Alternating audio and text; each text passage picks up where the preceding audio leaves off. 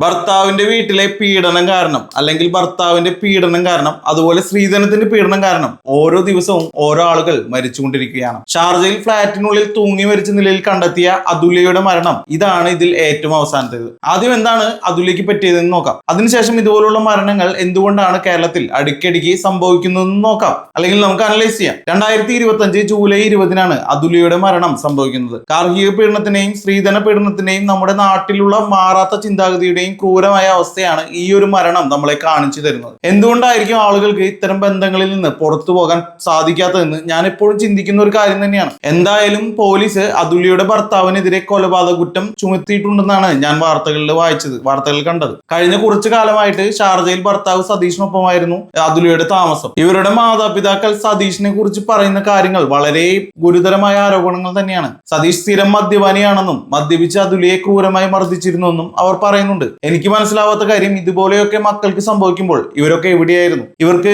ഇത്തരം കാര്യങ്ങളൊക്കെ അറിയുന്നുണ്ടായിരുന്നെങ്കിൽ അല്ലെങ്കിൽ ഒരു അറിവുണ്ടായിരുന്നെങ്കിൽ പോലീസിൽ ആദ്യമേ പരാതി കൊടുക്കാമായിരുന്നു എന്നാണ് എന്റെ അഭിപ്രായം. മാത്രമല്ല, മോളെ രക്ഷിക്കാൻ വേണ്ടിയിട്ട് ഏതറ്റം വരെയും പോകാമായിരുന്നു. നമ്മൾ ചെയ്യേണ്ട കാര്യങ്ങൾ നമ്മൾ ചെയ്യാതെ അവസാനം എന്തെങ്കിലും സംഭവിക്കുമ്പോൾ കരഞ്ഞുകൊണ്ടിരുന്നിട്ട് എന്താണ് കാര്യം? ഇതൊരു സൈക്കോന്റെ കൂടെ മക്കളെ അല്ലെങ്കിൽ മകളെ ജീവിക്കാൻ വിട്ടുകൊടുത്ത് ഒന്നും ചെയ്യാതിരിക്കുന്നത് പോലെയാണ് എനിക്ക് തോന്നിയത്. ഇതുപോലെയുള്ള മരണ വാർത്തകളിൽ നിന്നെങ്കിലും ഇപ്പോഴുള്ള മാതാപിതാക്കൾ പാഠം കൊണ്ട് ആർക്കാണ് ഒരു ജീവിതത്തിൽ സന്തോഷം ഇല്ലാത്തത് അവരെ ആ ബന്ധം ഉപേക്ഷിച്ച് വരാൻ പ്രോത്സാഹിപ്പിക്കുകയാണ് ചെയ്യേണ്ടത്. അല്ലാതെ നാട്ടുകാർ എന്തെങ്കിലും പറയും, നാണക്കേട്, ഇതൊക്കെ ചിന്തിച്ചു ഇരുന്നു കഴിഞ്ഞാൽ ഇതുപോലുള്ള സംഭവങ്ങൾ നടക്കുക തന്നെ ചെയ്യും. നാട്ടിലേക്ക് വരാൻ അതുല്യ പലതവണ ആഗ്രഹിച്ചിട്ടും സതീഷ് അവളെ പറഞ്ഞു വിട്ടില്ലെന്നും വാർത്തകളുണ്ട്. എന്തായാലും സതീഷ് എന്ന് പറയുന്നവൻ ഇത് ഇന്നും ഇന്നലെയും തുടങ്ങിയ പരിപാടിയല്ല എന്നാണ് നമ്മൾ നോക്കുമ്പോൾ മനസ്സിലാകുന്നത്, അല്ലെങ്കിൽ നമുക്ക് ഈ വീഡിയോസ് ഒക്കെ കാണുമ്പോൾ മനസ്സിലാകുന്നത്. ഷാർജയിലെ ഫ്ളാറ്റിനുള്ളിൽ തൂങ്ങിയ നിലയിലാണ് അതുല്യയുടെ മൃതദേഹം കണ്ടെത്തിയത്. ആദ്യം മൃതദേഹം കണ്ടത് ഭർത്താവ് സതീഷാണ്. തന്റെ കൈലിമുണ്ടിലാണ് അതുല്യ തൂങ്ങിയതെന്നും ഉടൻ തന്നെ പോലീസിനെ വിളിച്ചെന്നും സതീഷ് മൊഴി നൽകി. ഈ സതീഷ് അതേ ഫാനിൽ ആത്മഹത്യ ശ്രമിച്ചിരുന്നെന്നും തൂങ്ങി നിന്നാൽ കാൽ കിടക്കയിൽ തട്ടുമെന്നും സതീഷ് പറയുന്നുണ്ട്. മുറിയിൽ ഒരു കറുത്ത മാസ്ക് ഉണ്ടെന്നും അത് ആരുടേതാണെന്നും സതീഷ് ചോദിക്കുന്നുണ്ട്. എന്തായാലും ഇത്തരം കാര്യങ്ങളൊക്കെ പോലീസ് തന്നെ കണ്ടുപിടിക്കട്ടെ, അല്ലെങ്കിൽ പോലീസ് തന്നെ കണ്ടുപിടിക്കേണ്ട കാര്യങ്ങളാണ്. ഈ സതീഷ് എന്ന് പറയുന്ന വ്യക്തി കാണിച്ചു കൂട്ടുന്ന ഓരോ പ്രവർത്തികൾ, ആ വീഡിയോകളൊക്കെ ഇപ്പോൾ പുറത്തു വരുന്നുണ്ട്. നമുക്ക് അതൊന്ന് കണ്ടു നോക്കാം, എന്നിട്ട് ബാക്കി സംസാരിക്കാം.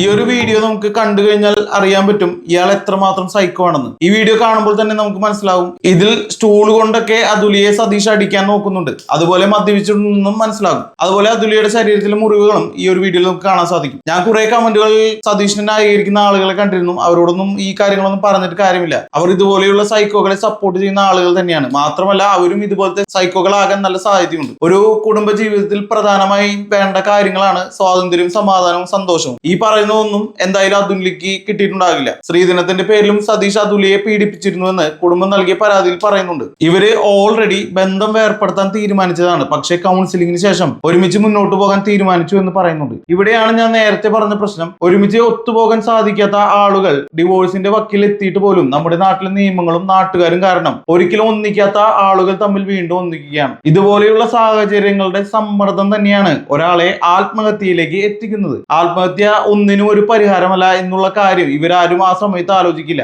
ഇനിയെങ്കിലും ഇങ്ങനെ ഒരു അപകടം ഉണ്ടാകാതിരിക്കാൻ വേണ്ടിയിട്ട് മാതാപിതാക്കൾ എന്തെങ്കിലും പ്രശ്നങ്ങൾ നടക്കുന്നുണ്ടെങ്കിൽ അത് പരിഹരിക്കാൻ നോക്കുന്നതിന് പകരം മകളെ വീട്ടിലേക്ക് വിളിക്കുക. നിങ്ങൾക്ക് ഒരുമിച്ച് ജീവിക്കാൻ സാധിക്കുന്നില്ലെങ്കിൽ എന്തായാലും തിരിച്ചു വരാൻ മകളോടോ മകനോടോ പറയുക. എന്തായാലും തങ്ങളുടെ മക്കളോട് പൂർണ്ണമായും തുറന്ന് സംസാരിക്കുക തന്നെ വേണം. ഇത് സ്ത്രീകളുടെ കാര്യം മാത്രമല്ല ഞാൻ പറയുന്നത്, പുരുഷന്മാരായാലും ഒരു ബന്ധം നിങ്ങൾക്ക് സമാധാനം തരുന്നില്ലെങ്കിൽ അതിൽ നിന്ന് മാക്സിമം ഒഴിവാക്കാൻ ശ്രമിക്കുക തന്നെ വേണം. പക്ഷെ നിയമപരമായ സംരക്ഷണം ശരിക്കും സ്ത്രീകൾക്കാണ് കൂടുതലുള്ളത്. കുടുംബജീവിതത്തിൽ നിലവിൽ ഒരുപാട് മാനസിക സമ്മർദ്ദം അനുഭവിക്കുന്ന പുരുഷന്മാരുണ്ട്. പക്ഷേ ഇവിടെ പുറത്തു വരുന്ന വീഡിയോകളും ഓഡിയോകളൊക്കെ കാണുമ്പോൾ സതീഷ് എന്ന വ്യക്തിയുടെ ഭാഗത്ത് മാത്രമാണ് പൂർണ്ണമായി തെറ്റ് കാണാൻ സാധിക്കുന്നത്. സതീഷിന്റെ ക്രൂരത വിവരിക്കുന്ന അതുല്യയുടെ ശബ്ദ സന്ദേശവും പുറത്തു വന്നിട്ടുണ്ട്. ഇത്രയൊക്കെ കാണിച്ചിട്ടും സതീഷിനൊപ്പം നിൽക്കേണ്ട അവസ്ഥയാണെന്നും ധൈര്യമില്ലാത്തത് കൊണ്ട് ആത്മഹത്യ ചെയ്യുന്നില്ലെന്നും അതുല്യ ഈ ശബ്ദ സന്ദേശത്തിൽ പറയുന്നുണ്ട്.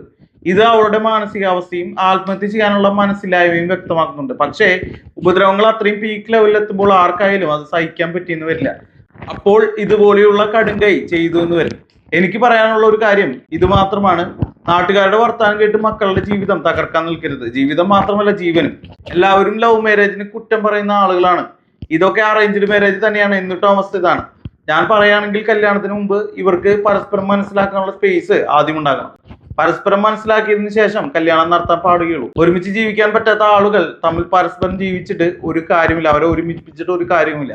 പലരും പറയാറുള്ള ഒരു കാര്യമാണ് ലവ് മാരേജുകളിൽ കൂടുതൽ ഡിവോഴ്സ് നടക്കുമെന്ന കാര്യം. അതുകൊണ്ട് എന്താണ് കുഴപ്പം? പരസ്പരം ജീവിക്കാൻ താല്പര്യമില്ലാത്തവർ, അവർക്ക് പരസ്പരം മനസ്സിലാവുകയാണ്, അപ്പോൾ അവർ ഒഴിഞ്ഞു പോകുന്നു, അവർ പരസ്പരം വേർപിരിയുന്നു. ഇതിൽ എന്താണ് തെറ്റെന്ന് എനിക്ക് ഇതുവരെയും മനസ്സിലായിട്ടില്ല. ഞാൻ പറയുകയാണെങ്കിൽ കൂടുതൽ ലവ് മാരേജുകൾ തന്നെ പ്രോത്സാഹിപ്പിക്കുക തന്നെ വേണം.